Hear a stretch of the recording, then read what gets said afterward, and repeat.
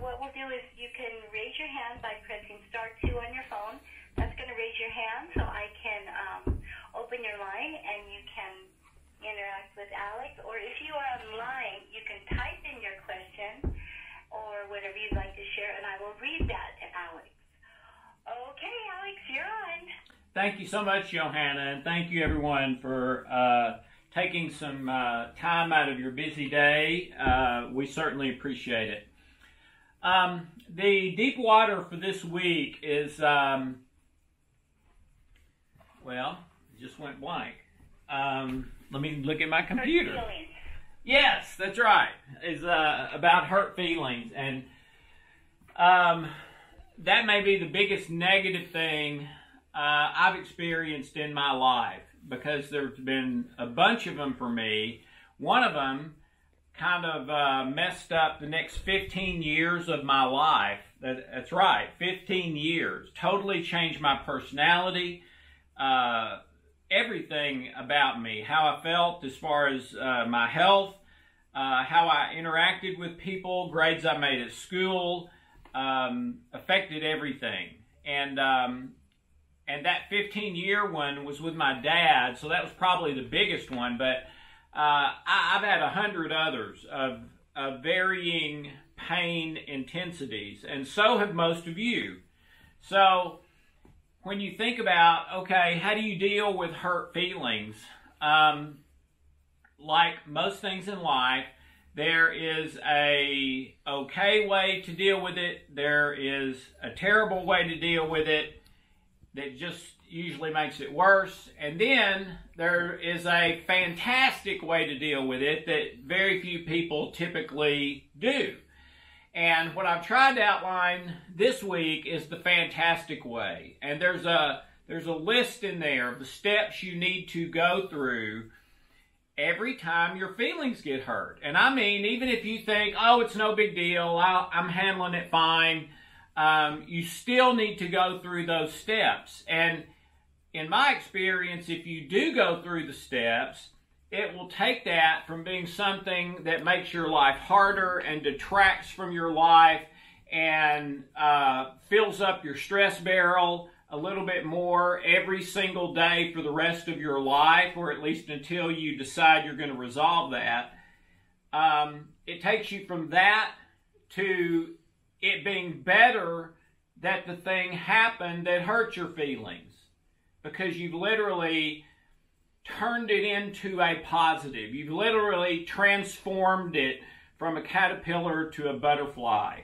And now it's not only not doing harm inside of you, it's making you feel a little bit better, a little more positive thoughts and emotions every single day. And it is also part of keeping your stress barrel empty once you deal with it the right way, as opposed to adding to it from every day on.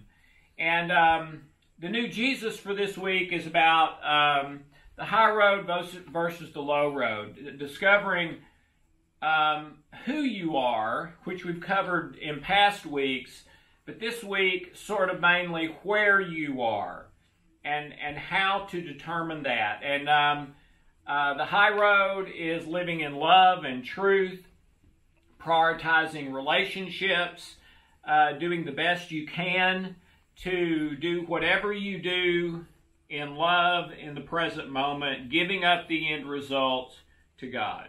Okay? That's the high road. The low road is seek pleasure and avoid pain. The low road is what I want when I want it. The low road is business deal love. I'll be really nice and kind and helpful to you and may even marry you or get in a commitment or something, as long as you're not taking away from my good stuff or adding to my bad stuff. If you start doing that, then we may be in trouble. And if you keep doing that, we're probably going to have to go our separate ways. That's the low road. Okay? And one of the primary ways to tell which road you're on is temptation. If you are tempted to do something that you believe is wrong for you to do. You absolutely have that belief. I'm thinking about doing this, and I absolutely believe it would be wrong for me to do it. Okay?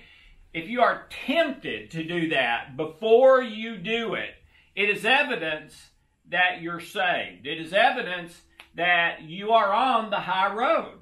Why? Because the word temptation literally means to be lured from one place to another.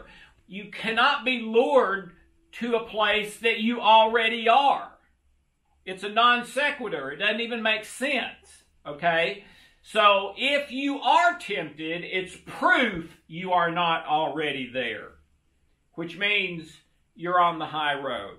Now, on the other hand, if you do the thing that you believe is wrong without being tempted, you just do it. No really negative thoughts, emotions, or anything that you shouldn't do it or debating yourself back and forth. No, just bam, do it. Well, that's probably evidence you're on the low road. Okay?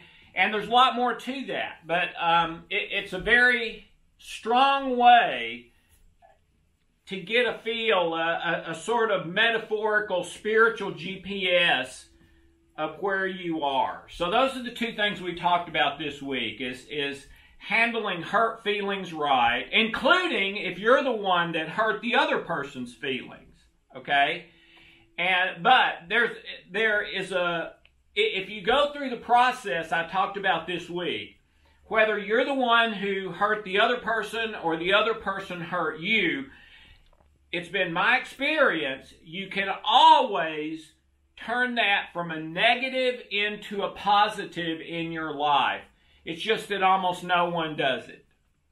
They choose to just sweep it under the rug, not deal with it at all, or deal with it in a negative way and then not talk for a week or again or whatever it is.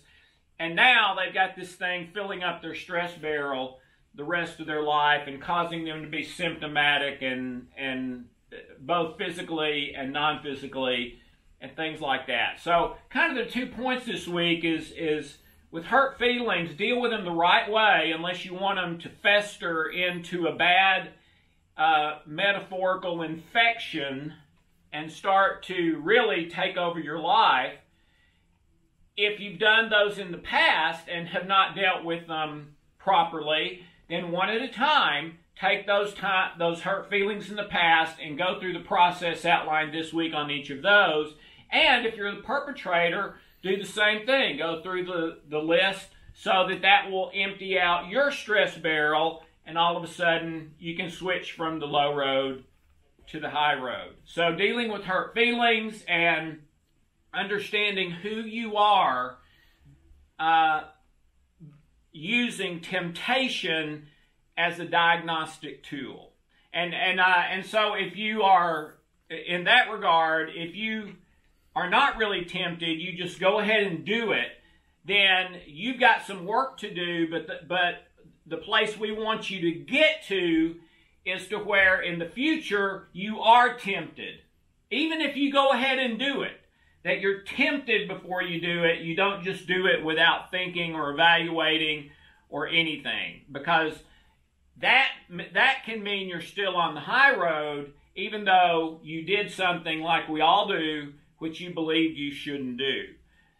So those are kind of the two discussions this week, and this is weird for me, at least, that these two topics each week sometimes, don't have anything to do with each other. So in the future, I don't know if we're going to keep talking about both or not. Maybe I'll just talk about one, the deep water one, unless someone brings something up from the other one. But anyway, the deep water hurt feelings, you've got to deal with them the right way, or they won't become hurt feelings. They will become a hurt liver, a hurt gallbladder, a hurt brain, a hurt gastrointestinal system, hurt thoughts, hurt feelings, addiction and habit behaviors to deal with the pain, etc. deal with them the correct way, and they not only are not causing a problem, but are turned into a blessing. So that's it for me, Johanna. All right. Thank you, Alex. So if any of you have any comments or have any questions, you can raise your hand by pressing star 2 on your phone. Star 2 is going to raise your hand, and we'll be able to interact with you. Okay, just a moment. Okay, we have a hand up, and I think I know who it is. Hi, Marilyn. Good morning. Hello, Joanna. Hello, Alex. Hi, Marilyn. Yeah, sorry about last week. But Tia was very helpful. My question is regards to hurt feelings. Yeah. Will you talk about after you heal that you are able to feel compassion for the other person? And my question though is if you are healing on feeling compassion and understanding because the other person has also been in a place of hurt in order for them to inflict on you, how do you actually word that? Are you looking to heal blocks or to be able to feel compassion, or how do you actually phrase that when you do the prayer for the healing of that? Yeah, for me, I would pray something like, you know, I'm angry right now, or upset right now, or disappointed right now, whatever it is that I'm feeling, and I know that's not right, but here's what this person did, and in spite of not wanting to, I'm experiencing anger, irritation, frustration, whatever. Please heal my heart. Let me put aside what they did that hurt my feelings and look at them as a person who's done things right and who's done things wrong, just like I have in my life. And in fact, if people were to analyze my life, maybe I've done more things wrong and fewer things right than they have. So please help me to immediately give up judging as to why they did what they did and just assume and accept that they've got pain in them that contributed to them doing that. And that if I had that pain, I might very well do the same thing or worse. So please heal that in me. Let me believe the truth instead of the lie that is whatever it is that I'm thinking, that they're just a bad person or whatever. That's you know, the old expression, judgment is for God and small children. Well, I don't qualify then. So let me give up judgment, give them the benefit of the doubt, and assume, because it's almost always true, that the pain they caused me was inspired by pain that they feel or that someone else caused them. So my job is just to forgive, to act toward them in truth and love as best I can. Help me to do that. And please remove this as a negative in my life and let me think positive things of them, or at least love-based things toward them, starting immediately, right now. And let them be released from any anger or frustration or irritation from me, and let me be released from any anger, irritation, frustration from them. And I'd pray something like that. But to me, the best prayer is always just the honest, sincere one you're feeling at that time. Thank you. No, that expresses it very well. I listened to this one several times, and the third time I listened to it, I picked up on the fact that you said that autoimmune and also chronic fatigue come from hurt feelings unresolved. I have had chronic fatigue probably for the last 20 odd years. It's not been as bad probably the last 5 years because of the healing coach.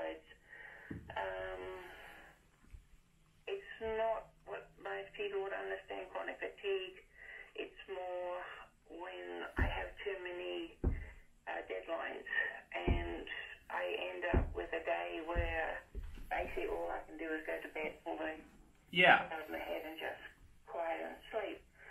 Interestingly, Tuesday, I think it was, about 2 o'clock, I healed on all the hurt from my mother telling me that I was an unwanted baby. And probably a few hours later, I just started to feel so tired. Mm-hmm. And about 7:30, I just couldn't stay awake. Yeah. Although it was almost like I had that chronic fatigue that I get. So I'm just wondering, was that a healing response? Yeah. I believe it is. The thing that your physical body does that takes the most energy of everything is digestion. Okay? The second thing that takes the most energy is immune. And number one is immune if you're not don't happen to be digesting something. But to me, when you do healing work on something, that's digestion. It's just not physical. It's your mind, your conscience, your intention, all the negative, positive, and middle ground memories in your unconscious, the control mechanism of your unconscious mind, which is 1,000,000 times more powerful than your conscious intention. It's all of that. Okay? So, yeah, I've heard that many, many times and experienced it myself many, many, many times, that when I do some, really serious healing work that I believe is successful on an issue that was causing me problems, I will either feel euphoric and like I can go run 20 miles, or I'll feel like I need to lay over on the couch, and if I do, I'll probably sleep 3 or 4 hours in the middle of the day. It'll be one or the other. And I still haven't completely nailed down, which kind of thing causes the euphoric and which causes the exhausted. But in my clients, I've seen that represented as well, that either they feel really tired or really exhilarated. So, but I believe that's a type of digestion, just of the heart and mind and intention. Okay, thank you. Johanna, do I have time for a second question? We have one other hand up, so Okay. let's go ahead and get his hand, and then we can see if Alex has more time. Is that okay? Yeah, that's fine. Thank you. Okay, let me unmute this other caller.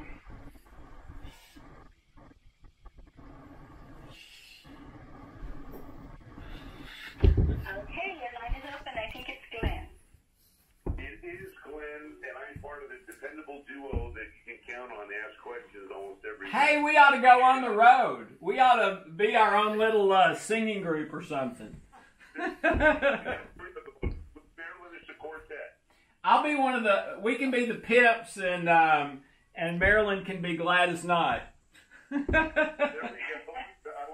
What about Johanna?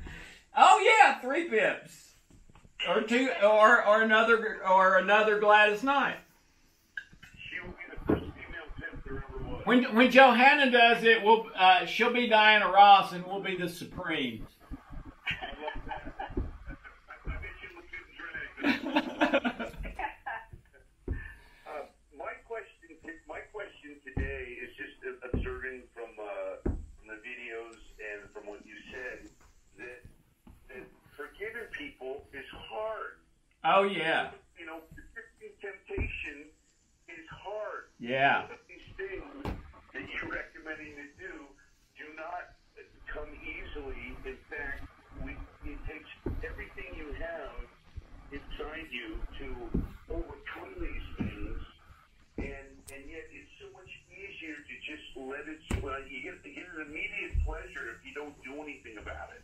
But the long term reward is that, like you said, it messes you and destroys your health. But how does that work? Have you ever thought about that? Yeah. The right stuff to do is the hardest stuff, and the easiest stuff is the hardest.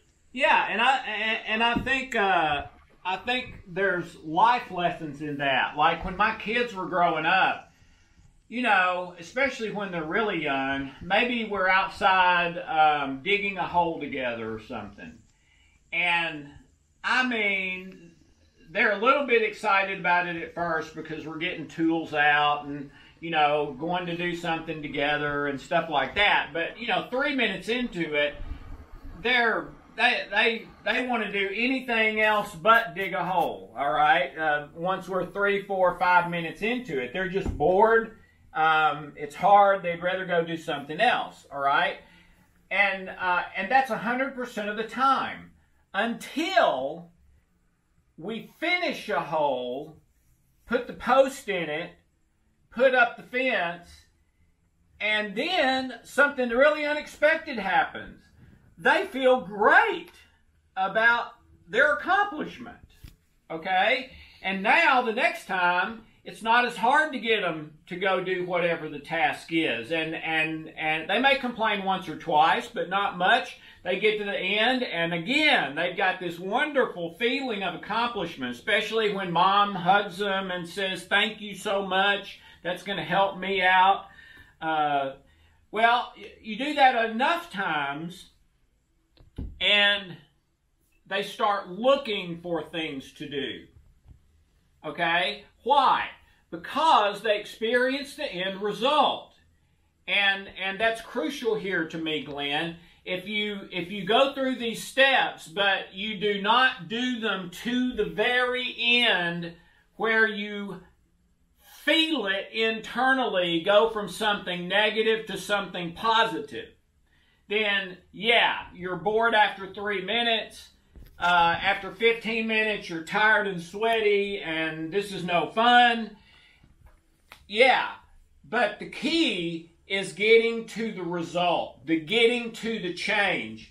And when you do that, and then you do it again and again, and you do it consistently, it literally becomes, there was an old movie with Rock Hudson called The Magnificent Obsession. It's a fantastic movie if you've never seen it.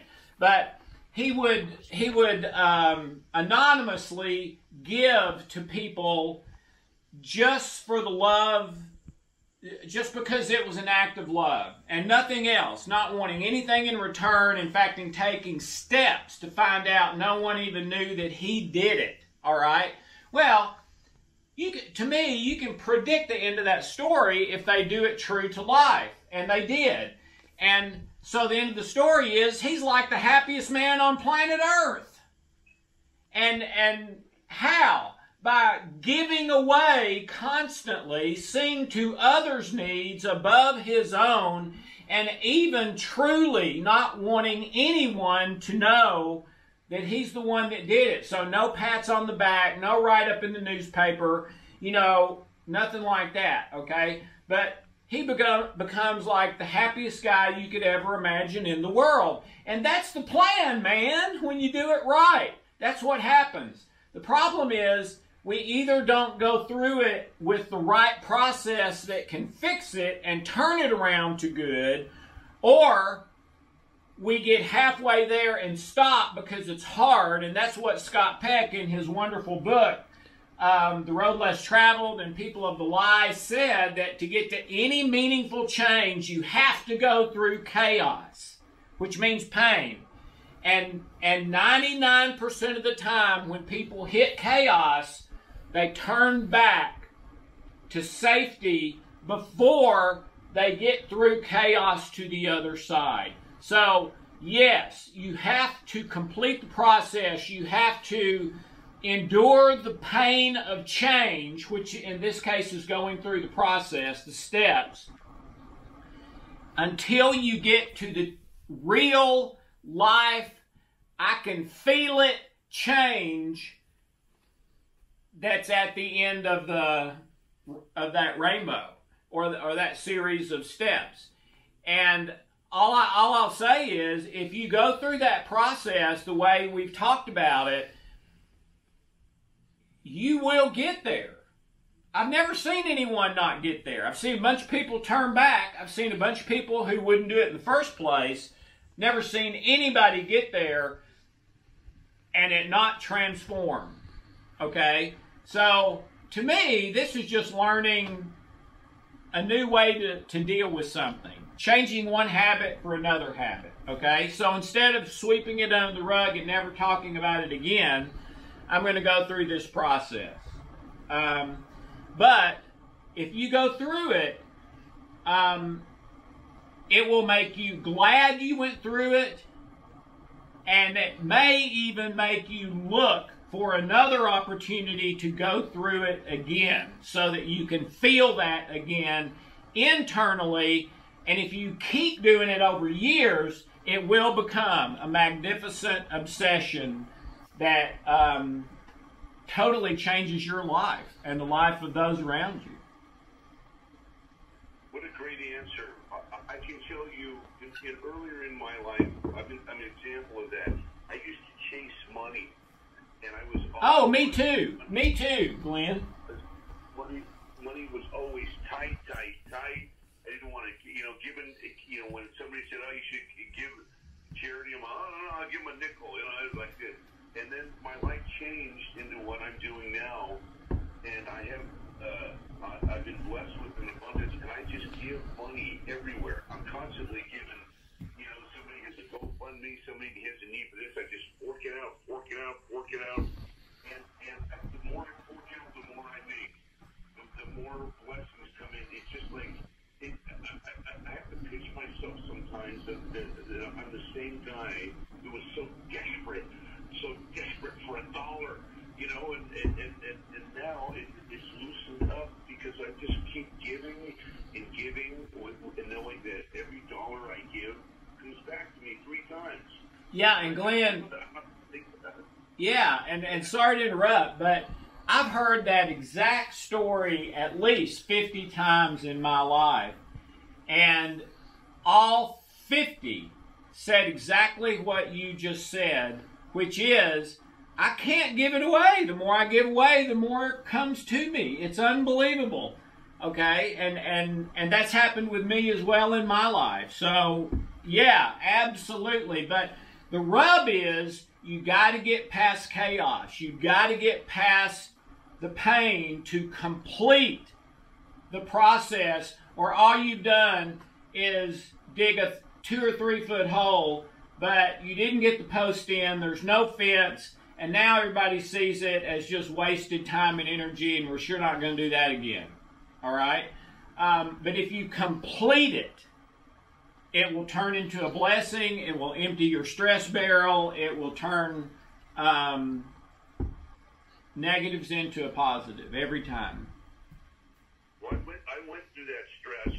I went through that period of not having and did the spiritual work you're talking about and kept the faith and kept trying to do the right thing no matter not seeing any improvement for a long time. And then a time came where it just flipped over, and I'm on the other side of it now. And now I'm so grateful. I don't take anything for granted. And I just love to bless people. And I love your work because what you're saying is exactly true. It's exactly true, exactly the way you say it. You go through that place, and when you're able to move through that pain and come out the other side and be like the creator and giver, God just wants to. God will always outgive us. Yeah. And you know what's amazing to me too, Glenn? I don't know if you've noticed this or not, but when you're on the end that's obsessed with money but won't give any away and stuff like that, it seems almost impossible to do that and it work out well. It seems almost impossible.